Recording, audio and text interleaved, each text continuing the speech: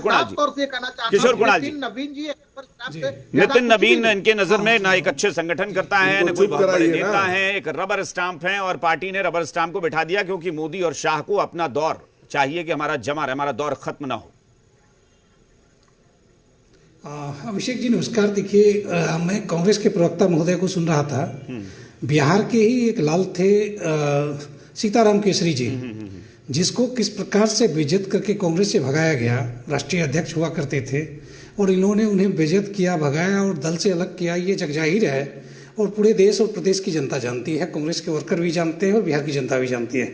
जहाँ तक नितिन नवीन जी की बात है, बीजेपी 45 साल का हो चुका है और नितिन नवीन जी भी एक सुखद संयोग है कि 45 साल की उम्र में राष्ट्रीय अध्यक्ष बने हैं।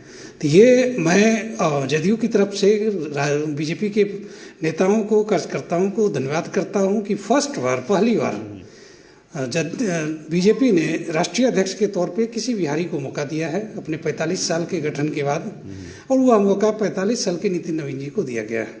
यह बताता है कि सच्चे लगन से कोई व्यक्ति अगर काम कर रहा हो तो उम्र कोई मायने नहीं रखता है और वो किसी न किसी रूप में शीर्ष तक पहुंच सकता है। तो बिल्कुल एक सुखद संदेश गया है।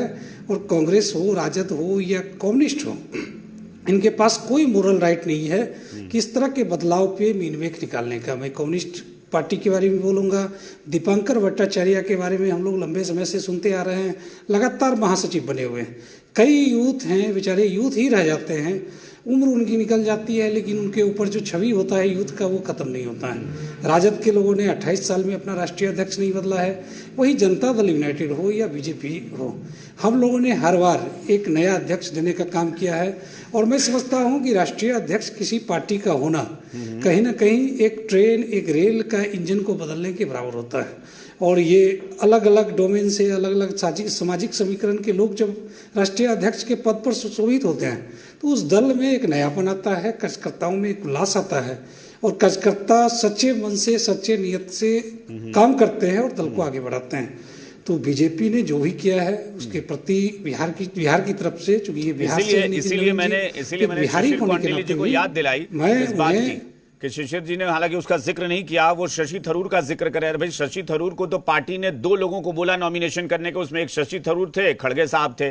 सोनिया गांधी के अध्यक्ष बनने का कि भाई सोनिया गांधी रिपीट क्यों होंगी अध्यक्ष के तौर पर, और यही जितेंद्र प्रसाद, जो जितिन प्रसाद अब बीजेपी में शामिल हो गए, जितिन प्रसाद के पिताजी ने बगावत कर दी थी और उन्होंने नॉमिनेशन कर दिया था, उनकी राजनीति खत्म कर दी कांग्रेस ने।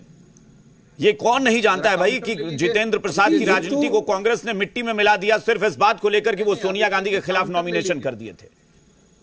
अभिषेक जी काउंटर ले लीजिए। सवाल है, संडिल साहब रबर स्टाम्प की बात कर रहे हैं तो मैं ये कहूंगा कि मल्लिकार्जुन खड़गे गांधी परिवार से एक कदम आगे बढ़ के बयान दे दे असल रबर स्टाम्प क्या होता है, इसकी छवि अभी इस पर भी हम लोग चर्चा करेंगे कि रबर स्टाम्प क्या है, अध्यक्ष का महत्व है, पार्टी में उसकी क्या भूमिका